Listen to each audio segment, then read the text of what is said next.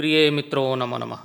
प्रिय मित्रों, आज हम अध्ययन करने जा रहे हैं हमारी कक्षा 9 की संस्कृत की पाठ्य पुस्तक सैमुसी से पंचम पाठ अर्थात पांचवें पाठ सुक्ति मोक्तिकम का। सुक्ति मोक्तिकम का अर्थ है सुंदर वचन रूपी मोती।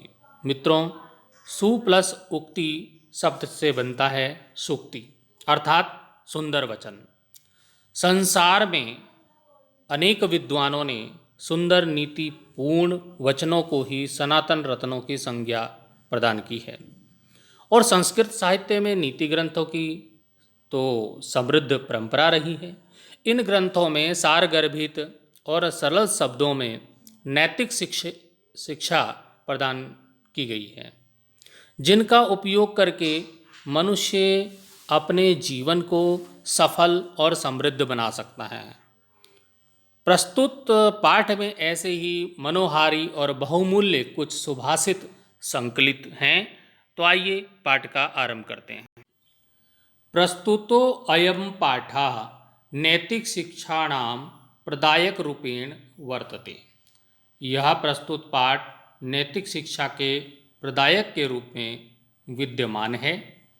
अस्मिन् पाठांशे विविध ग्रंथभ्य संग्रहणं कृत्वा नाना नैतिक शिक्षा बोधक पद्यानि गृहीतानि सन्ति। इस पाठ में अनेक प्रकार के नैतिक शिक्षा को बताने वाले पद्य लिए गए हैं। यहाँ अत्र सदाचरणस्य महिमा प्रियवाण्यः आवश्यकताः परोपकारिणः स्वभाव गुणार्जनस्य प्रेरणा मित्रतायाः स्वरूपं श्रेष्ठ संगतेः प्रशंसा तथा च सत्संगते प्रभावः इत्यादीनां विषयाणां निरूपणम् अस्ति। यहाँ पर जो इस पाठ में सुक्ति मोक्तिकम में सदाचार की महिमा, प्रियवाणी की आवश्यकता, परोपकारियों का स्वभाव, गुणी लोगों की प्रेरणा, मित्रता का स्वरूप, श्रेष्ठ संगति की प्रशंसा और सत्संगति के प्रभाव आदि विषयों का वर्णन किया गया है। तो जैसा कि मैंने पहले ही बताया कि संस्कृत साहित्य की परंपरा रही है, कि समृद्ध परंपरा रही है, कि नीति ग्रंथों की परंपरा रही है, उसमें सुक्ति वचनों की परंपरा रही है। वही यहाँ पे बताया गया है कि संस्कृत साहित्य नीति ग्रंथानां समृद्धा परंपरा दृश्यते। संस्कृत साहित्य में नीति ग्रंथों की अच्छी परंपरा दिखाई देती है। तत्र प्रतिपादित शिक्षाणाम अनुगमनम कृत्वा जीवन साफल्यम कर्तुम शक्नुम। और उनमें जो शिक्षा दी गई है, इसमें प्रतिपादित शिक्षा का अनुसरण करके जीवन को सफल कर सकते हैं, हम अपने जीवन को सफल बना सकते हैं। आइए पहली सुक्ति का अध्ययन करते हैं, जो कि मनुस्मृति से ली गई है। वृत्तम यत्नेन सरक्षेत वित्तम एति च याति च अक्षिणो विततः क्षीणो वृतस्तु हतो हतः। बहुत ही सुंदर जो सुक्ति है, मनुस्मृति से ली गई है। इसका अर्थ इस प्रकार से है, वृत्तम यतनेन सुरक्षेत। वृत्तम होता है वृत्त, वृत्त मतलब आचरण, चरित्र। इस यहाँ पर वृत्त और वित्त दो शब्द आए हैं, आप देखिए, ये है वृत्त। इस वृत्त का वृत्तम का अर्थ होता है आचरण या चरित्र। दूसरा हमारे पास जो शब्द आया है वो है वित्तम। वित्तम का अर्थ होता है धन, ऐश्वर्य। तो इसका अर्थ यहाँ से प्रारंभ करते हैं कि वृत्तम यतनेन सरक्षेत। वृत्तम अर्थात चरित्र की, यतनेन होता है यत्न, प्रयत्न पूर्वक, सरक्षेद होता है रक्षा करनी चाहिए। चरित्र की प्रयत्न पूर्वक रक्षा करनी चाहिए, अर्थात अपने चरित्र को सही रखने के लिए हमें जितनी भी कोशिश हो सके वो करनी चाहिए। वित्तम एति च याति च। वित्तम होता है धन, धन तो आता है और याति च चला जाता है। वित्तम एति याति, एति मतलब आता है, याति मतलब जाता है। तो धन तो आता है जाता है। अक्षीणो विततः क्षीणो, अक्षीणो विततः क्षीणो और क्षीणो वृत्तस्तु हतो हता। अक्षीणो अक्षीणो वितता क्षीणो, इसका अर्थ हुआ कि धन के नष्ट होने से कुछ नष्ट नहीं होता। और वृत्तस्तु हतो हता, यदि चरित्र नष्ट हो जाए तो व्यक्ति क्या होता है, मर जाता है। चरित्र से नष्ट हुआ व्यक्ति मरे के समान होता है, मृत के समान होता है। तो यहाँ पर ये कहने का तात्पर्य है, ये जो हमारी पूरी सुक्ति यहाँ पर दी है, इस सुक्ति का अर्थ हुआ कि चरित्र की प्रयत्नपूर्वक रक्षा करनी चाहिए। अपने चरित्र को, अपने आचरण की, अपनी इज्जत सम्मान की हमेशा हर को पूरा प्रयत्न करके उसकी रक्षा करनी चाहिए। और हम करते किसकी रक्षा है? हम धन की रक्षा करते हैं, धन को बचाते हैं, उसे छुपा छुपा के रखते हैं। धन की रक्षा, धन तो आता है और चला जाता है, धन तो आना है जाना है, आना है जाना है, तो उसकी रक्षा करने की जरूरत नहीं है। यह कहा गया आवश्यकता हमें है अपने चरित्र की रक्षा करनी चाहिए, चरित्र के प्रयत्न पूर्वक रक्षा करनी चाहिए। धन तो आता है और चला जाता है, और धन के नष्ट होने से कुछ नष्ट नहीं होता। धन तो फिर आ जाएगा, लेकिन चरित्र अगर नष्ट हो गया तो वो दोबारा वैसा चरित्र वैसा आचरण आपको दोबारा से नहीं मिलेगा। इसलिए चरित्र जिसका नष्ट हुआ उस व्यक्ति को विद्वानों ने मृत के समान माना है। कहा है यहाँ पर कि वृत्तस्तु हतो हता, अर्थात जिसका चरित्र नष्ट हो गया वो समझो मर गया, मर जाता है वो।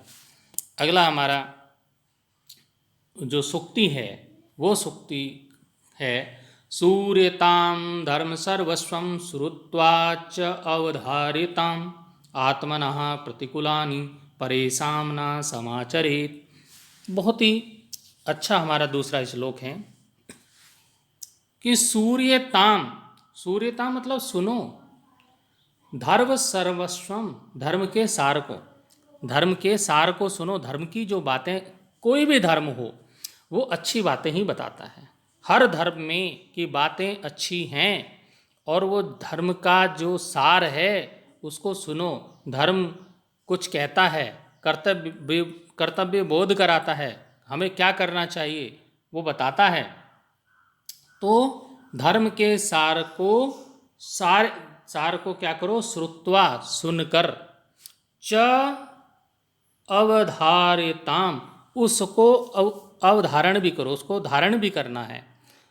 कहा गया है कि धर्म अर्थात कर्तव्य के सार को सुनो और सुनकर ही उसको धारण करो। आत्मना प्रतिकूलाना, आत्मना मतलब अपने लिए, अपने प्रतिकूलानी विपरीत, अपने विपरीत जिन कार्यों को आप समझते हो कि ये मेरे लिए ठीक नहीं है, मेरे लिए अच्छा नहीं है, तो परेशान ना समाचरित, उसको दूसरों के साथ भी मत करो। परेशान होता है दूसरों के समाचरित होता है व्यवहार में लाना, दूसरे के साथ भी उसको व्यवहार में नहीं लाना चाहिए। जो चीज़ आपको अच्छी नहीं लगती उसके साथ, दूसरों के साथ क्यों करते हो। तो ये यहाँ पर इस वाली सुक्ति का जो अर्थ है, इस सुक्ति का अर्थ हुआ कि धर्म के सार को सुनो। धर्म अर्थात कर्तव्य, तुम्हारा धर्म क्या है, कर्तव्य परायण, अपना कर्म करना ही हमारा धर्म है। तो धर्म अर्थात कर्तव्य के सार को सुनो और सुनकर उसे धारण करो। अपने विपरीत, आत्मनः प्रतिकूलानि परेषां न समाचरेत्, अपने विपरीत जिन कार्यों को समझते हो उन कार्यों को दूसरों के साथ भी व्यवहार में नहीं लाना चाहिए। आशय यहाँ है, ये कहना चाहते हैं, विदुर नीति में ये कहा गया है, ये विदुर नीति से लिया गया है।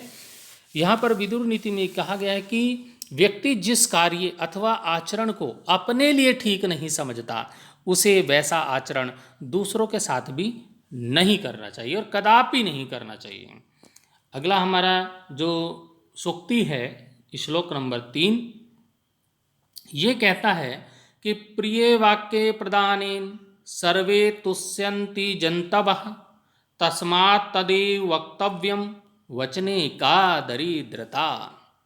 बहुत ही सुंदर बात यहाँ पर कही गई है कि प्रिय वाक्य प्रदानेन, यहाँ पर हमारे पास ये शब्द आया है कि प्रिय वाक्य प्रदानेन, प्रिय वाक्य प्रदान करने से, हम किसी को भी प्रिय वाक्य सुंदर सुंदर बातें बोलेंगे, प्रदान करेंगे, तो क्या होगा? सर्वे सभी, तुष्यंती संतुष्ट होंगे, जंतवा सभी प्राणी क्या हो जाएंगे? संतुष्ट होते हैं। प्रिय वाक्य अर्थात प्रिय वचन बोलने से सभी प्राणी संतुष्ट होते हैं। तो आगे देखिए क्या है, तस्मात् तदेव वक्तव्यम, तो हमें वैसे ही वक्तव्य करना चाहिए, वैसे ही बोलना चाहिए। वचने का दरिद्रता, वचन बोलने में, मीठे वचन बोलने में, प्रिय वचन बोलने में क्या दरिद्रता? दरिद्रता होता है कंजूसी। तो प्रिय वाक्य बोलने में हमें कंजूसी क्यों करनी चाहिए, ये कहने का अर्थ हुआ, अर्थात चाणक्य नीति ये कहती है, चाणक्य नीति से ये लिया गया है श्लोक। चाणक्य नीति ये कहती है कि प्रिय वाक्य बोलने से सभी जीव जंतु, सभी प्राणी संतुष्ट होते हैं। सबको अच्छा लगता है कि हमारे साथ प्रिय बोल रहा है, अच्छा बोल रहा है, तो सबको अच्छा लगता है।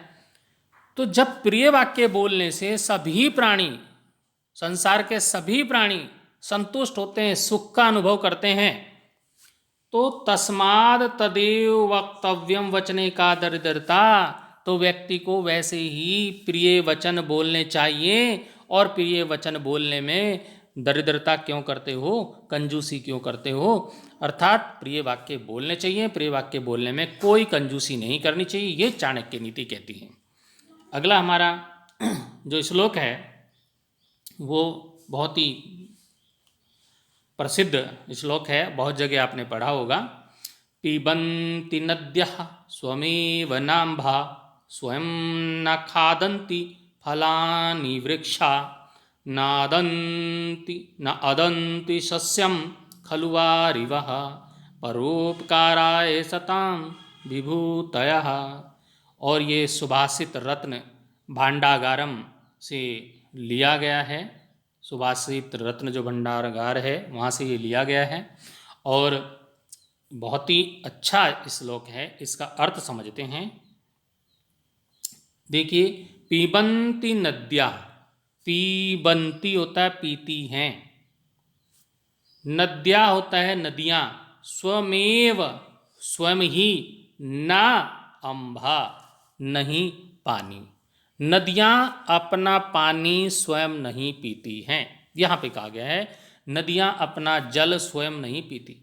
नदियाँ जाती हैं, लोग पानी पीते हैं, सारे प्राणी पानी पीते हैं और जाकर वो समुद्र में मिल जाती हैं, लेकिन अपना पानी स्वयं नहीं पीती। स्वयं न खादंती, और स्वयं नहीं खाते हैं, फलानि वृक्षा, फलों को वृक्ष, वृक्ष स्वयं अपने फलों को नहीं खाते हैं।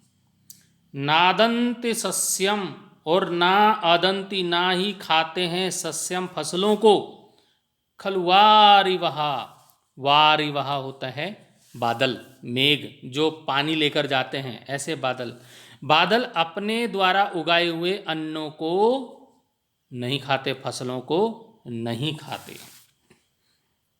परोपकाराय सताम विभूतया, निश्चय ही सज्जनों की जो संपत्तियां होती हैं, विभूतया होता है संपत्तियां, सत्ताम होता है सज्जनों की, परोपकाराय परोपकार के लिए, निश्चय ही सज्जनों की जो संपत्तियां होती हैं वो परोपकार के लिए होते हैं। जो सज्जन लोग होते हैं वो अपनी संपत्ति को दूसरों के भलाई के लिए ही खर्च करते हैं।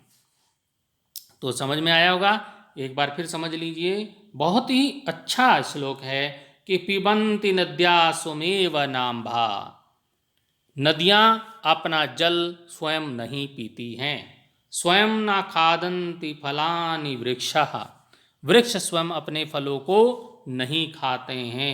न अदन्ति सस्यम खलु वारिवः, और बादल अपने द्वारा उगाए गए अन्नों फसलों को नहीं खाते हैं।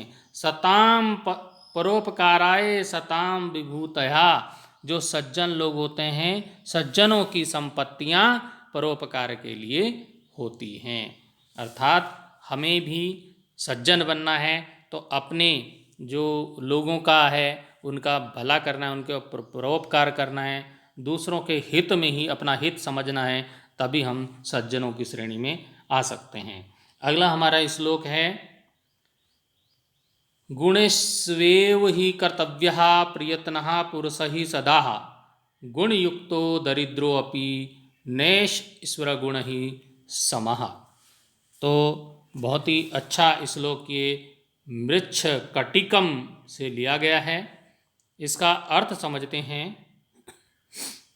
गुणस्वेव हि कर्तव्या प्रयत्नः पुरुषे सदा, इसका अर्थ हुआ कि मनुष्यों के द्वारा सदैव ही गुणों को धारण करने में प्रयत्नशील रहना चाहिए। गुणेषु एव, गुणों को ही कर्तव्य, मनुष्य का जो कर्तव्य है, मनुष्य को हमेशा प्रयत्न करना चाहिए, सदैव ही प्रयत्न करना चाहिए कि वो गुणों को धारण करे, गुणों को अपने अंदर लाए। गुण युक्तो दरिद्रो अपि, गुण युक्तो, जो गुण युक्त है, जिसमें गुण हैं, क्योंकि संसार में जो गुणों से युक्त है, दरिद्रो अपि, यदि वो दरिद्र भी है, गरीब भी है, निर्धन भी है, न ऐश्वर गुणः समः, निर्धन जो होगा वो गुणों से हीन संपन्न व्यक्तियों के बराबर नहीं होता, अपितु उनसे श्रेष्ठ होता है। तो एक बार से फिर इसको समझ लेते हैं। इसका अर्थ बड़ा ही सिंपल सा अर्थ है, साधारण अर्थ है कि मनुष्यों के द्वारा सदैव ही गुणों को धारण करने में प्रयत्नशील रहना चाहिए। ये पहले वाली लाइन का अर्थ है कि मनुष्यों को सदैव ही गुणों को धारण करने में प्रयत्नशील रहना चाहिए। हमेशा कोशिश करनी चाहिए कि अपने अंदर अधिक से अधिक गुण इकट्ठे हो सकें, अधिक से अधिक गुणों को धारण करने की अपने अंदर क्षमता लानी चाहिए। अगली पंक्ति का जो अर्थ है वो है कि इस संसार में जो गुणों से युक्त निर्धन भी होगा, अगर वो उसमें गुण है और वह गरीब भी है, और दूसरा व्यक्ति गुणों से हीन है लेकिन वो संपन्न है, पैसे वाला है, बहुत धन संपत्ति वाला है, उनकी बराबरी कभी नहीं हो सकती। वो गुणों से युक्त गरीब होता हुआ भी उस अमीर व्यक्ति से श्रेष्ठ होता है, ये कहने का तात्पर्य है। श्रेष्ठ वो है जिसमें गुण होते हैं, इसलिए अपने अंदर गुणों को एकत्रित करते हुए सदैव प्रयत्नशील रहना चाहिए, क्योंकि संसार में गुण से युक्त अगर व्यक्ति होगा वो निर्धन होते हुए भी अमीर व्यक्ति से श्रेष्ठ होगा। अगला हमारा जो श्लोक है वो, आरंभ गुर्वी क्षयणी क्रमेण लघवी पुरा वृद्धिमती च पश्चात दिनस्य पूर्वार्ध परार्ध भिन्ना छाएव मैत्री खल सज्जना नाम। इसका अर्थ देखेंगे, बहुत ही अच्छा श्लोक नीति शतकम जो हमारा संस्कृत ग्रंथ है उससे ये लिया गया है। इसमें बताया गया है कि आरंभ गुरुवी क्षयणी क्रमेण लघवी पुरा वृद्धिमती च पश्चात दिनस्य प्रार्ध पुरार्ध भिन्ना छायो मैत्री खल सज्जना नाम। अब इसमें जो अंतिम जो शब्द आया है छायो मैत्री खल सज्जना नाम, यहाँ से इसका अर्थ प्रारंभ करते हैं। तो यहाँ पर क्या बताया है, खल सज्जना नाम, ये एक शब्द आया है खल सज्जना नाम। यहाँ पे देखिए खल सज्जना नाम का अर्थ होता है, खल होता है दुर्जन और सज्जना नाम होता है सज्जन, और मैत्री यहाँ पे आप समझ रहे हो, मैत्री होता है दोस्ती, छाये होता है छाया के समान। तो अब इसका अर्थ समझेंगे हम यहाँ से, दुर्जनों मतलब दुष्ट लोगों और सज्जन लोगों, दुर्जनों और सज्जनों की मित्रता वो छाया के समान होती है। कौन सी छाया के समान होती है? अब ये समझ लिए, शुरू में चलते हैं श्लोक के। आरंभ गुर्वी क्षयणी कर्मेण, तो इसका अर्थ हुआ कि वो छाया कैसी होती है। आरंभ गुर्वी क्षयणी क्रमेण, आरंभ में मध्याह्न से पूर्व की जो होगी वो मित्रता छाया, और मध्याह्न के बाद की छाया अलग अलग होती है।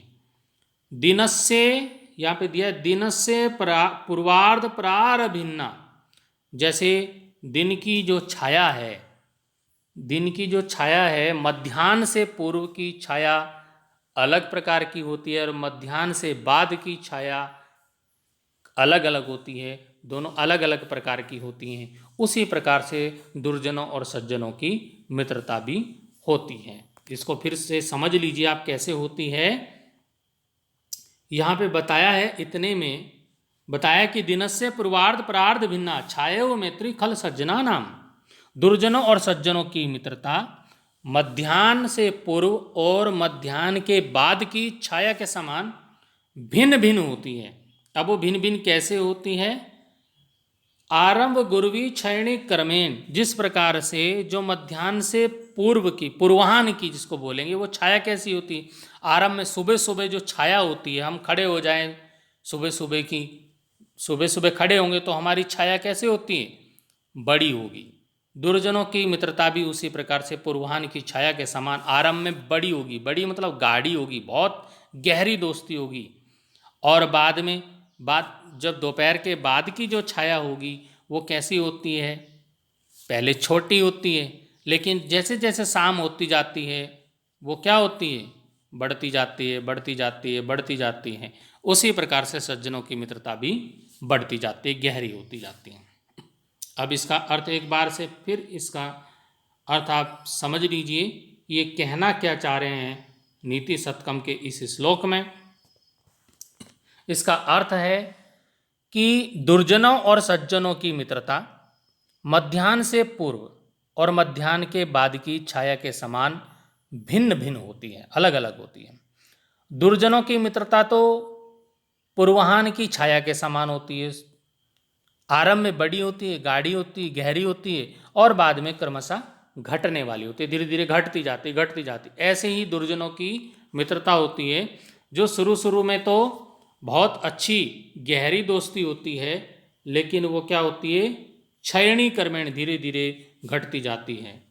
इसी प्रकार जो सज्जन लोगों की मित्रता होती है, लघवी पूरा वृद्धिमती च पश्चात, छोटी होती है पहले, जब शुरू में जो दोपहर के बाद की जैसे छाया होती है, वो अपराह्न की जो छाया होती है वो पहले छोटी होती है, बाद में बढ़ने वाली होती है। उसी प्रकार से लघवी पूरा वृद्धिमती च पश्चात, जो सज्जनों की मित्रता होती है वो धीरे धीरे बढ़ती है, पहले छोटी होती है, फिर बढ़ती जाती है, बढ़ती जाती है, बढ़ती जाती है, धीरे धीरे बढ़ने वाली होती है। इसलिए सज्जनों से मित्रता करनी चाहिए, क्योंकि उनकी मित्रता धीरे धीरे बढ़ती ही जाएगी। दुर्जनों से मित्रता नहीं करनी चाहिए, क्योंकि दुर्जनों की मित्रता धीरे धीरे घटती ही जाएगी। आगे अगले श्लोक में चलेंगे। हमारा अगला श्लोक भामिनी विलास एक ग्रंथ है, उससे लिया गया है। श्लोक पढ़ते हैं।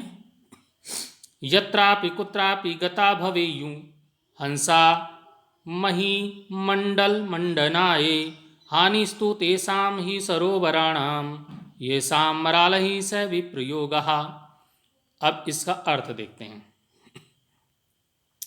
यत्रापि कुत्रापि गता भवेयुं हंसा मही मंडल मंडनाये, अर्थात आपको पता होगा कि जो हंस रहते हैं, ये हंसों के ऊपर यहाँ पर बताया गया है, श्लोक लिखा गया है कि जो हंस होते हैं वो जहाँ पर भी रहेंगे, पृथ्वी पर जहाँ पर भी वो रहेंगे वहाँ पर वो सुंदरता ही बढ़ाएंगे, क्योंकि हंस सुंदर होता है तो जहाँ पर वो रहेंगे वो जगह सुंदर दिखाई देगी।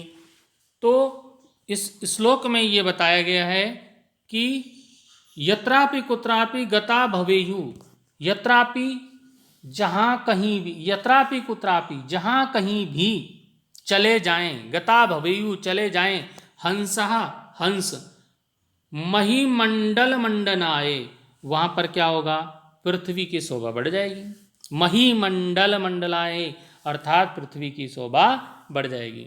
पृथ्वी की शोभा बढ़ाने के लिए हंस जहाँ कहीं भी चले गए हों वहाँ की शोभा बढ़ जाएगी। और हानि किसकी होगी? हानिस्तु तेषाम ही सरोवराणाम, हानि तो उन सरोवरों उन तालाबों की होगी। किनकी होगी? ये शाम मरालही सह विप्रयोगः, जिनका मरालही होता है हंस, जिनका मरालही के साथ अर्थात हंसों के साथ जिनका वियोग हो गया है। विप्रयोगः होता है वियोग होना। तो इस पूरे श्लोक का अर्थ समझते हैं। इस श्लोक का अर्थ हुआ कि जहाँ कहीं भी पृथ्वी की शोभा बढ़ाने के लिए हंस जहाँ कहीं भी चले गए हों, यत्रापि कुत्रापि गता भवेयु हंसा मही मंडल मंडनाए, पृथ्वी की शोभा बढ़ाने के लिए हंस जहाँ कहीं भी चले गए हों किसी की भी हानि नहीं होती। हानि किसकी होती है? हानिस्तु तेषाम ही सरोवराणाम, हानि तो उन सरोवरों और तालाबों की होगी। ये शाम मरालय से विप्रयोगा, जिनके साथ हंसों का वियोग हो जाएगा। अर्थात जिन तालाबों से को छोड़कर हंस चले जाएंगे उन्हीं की हानि होगी। इसलिए यहाँ पर कहा गया है कि जो अच्छे लोग होते हैं, अच्छे मनुष्य जो होते हैं, वो जहाँ कहीं भी चले जाएं उस जगह की शोभा बढ़ा देंगे। सज्जन लोग, अच्छे लोग जहाँ भी होंगे उस जगह की वो शोभा बढ़ा देंगे। हानि किसकी होगी? हानि उसकी होगी जिस जगह को वो, जिस स्थान को वो छोड़ कर जाएंगे उस जगह की हानि होगी। इसलिए हमें पूरी कोशिश करके अच्छे लोगों को छोड़ना नहीं चाहिए, उनका साथ हमेशा रखना चाहिए। अगला हमारा श्लोक की ओर चलेंगे।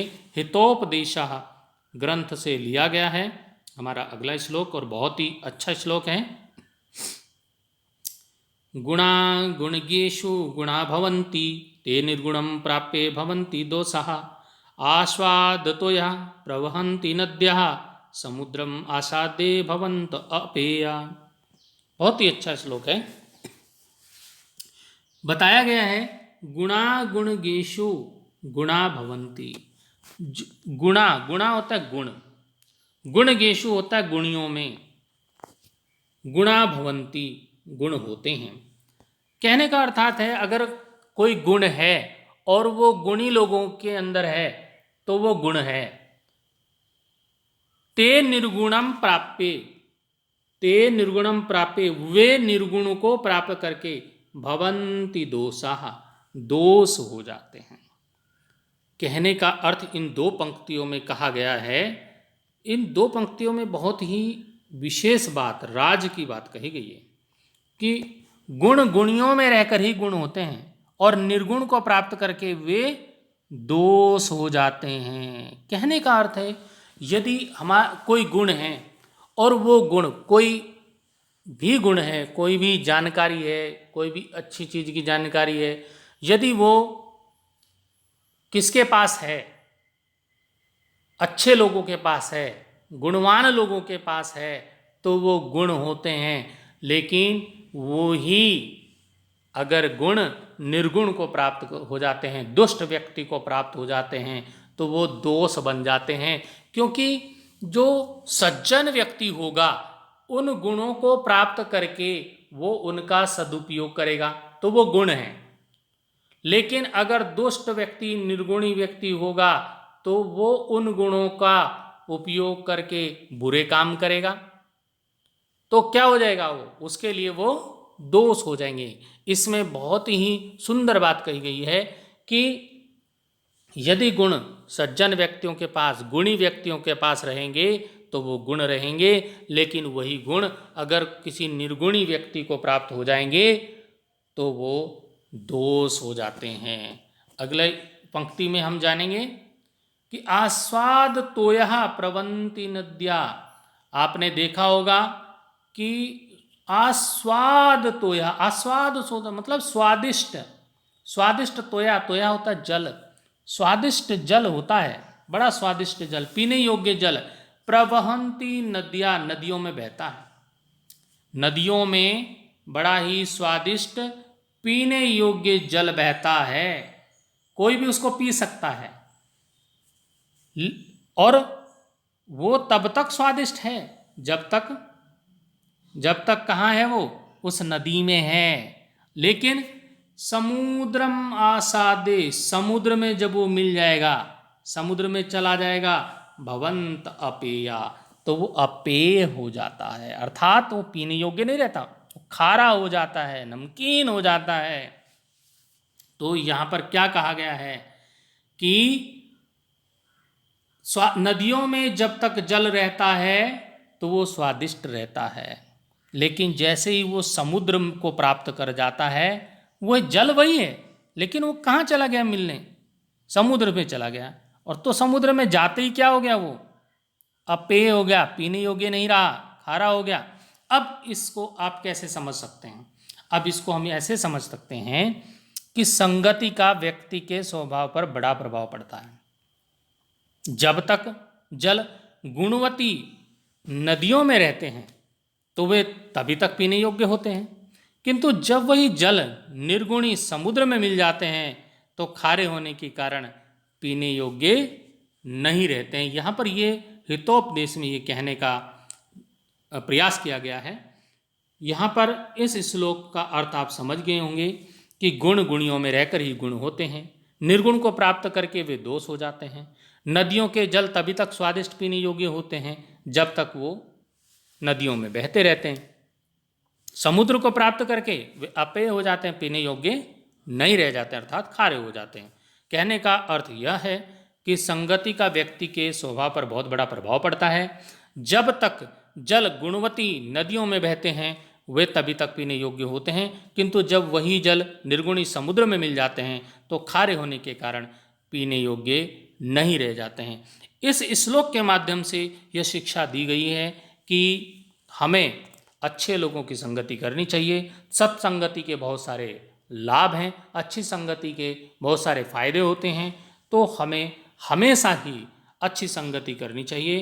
तो इस प्रकार हमने जो सुक्ति मौक्तिकम, जो सुंदर वचन रूपी जो मोती हैं हमारे, उनका हमने संस्कृत ग्रंथों से जो लिए गए हैं, अलग अलग ग्रंथ से अलग अलग श्लोक यहाँ पर लिया गया है, उनका हमने यहाँ पर अध्ययन किया। और सभी जो हमारे ये स्मृति ग्रंथ, विदुर नीति, चाणक्य नीति, हितोपदेश, पंचतंत्र, नीति शतक, भामिनी विलास आदि जो संस्कृत के प्रसिद्ध ग्रंथ हैं, और इन प्रसिद्ध ग्रंथों से हमने प्रसिद्ध जो सूक्ति, जो सुंदर वचन, मोती के समान सुंदर वचनों को यहाँ पर अध्ययन किया। और मैं आशा करता हूँ आपको ये अच्छी प्रकार से समझ में आया होगा। तो अच्छी प्रकार से समझने के लिए मेरा आपसे अनुरोध है कि आप वीडियो को पूरा देखें और ध्यान से सुनें। तो अभी इस वीडियो को हम यहीं पर समाप्त करते हैं और अगले वीडियो में हम इस पाठ के सुक्ति मौक्तिकम के आधार पर अभ्यास प्रश्नोत्तर जो होंगे उनका अध्ययन करेंगे। तब तक के लिए धन्यवाद।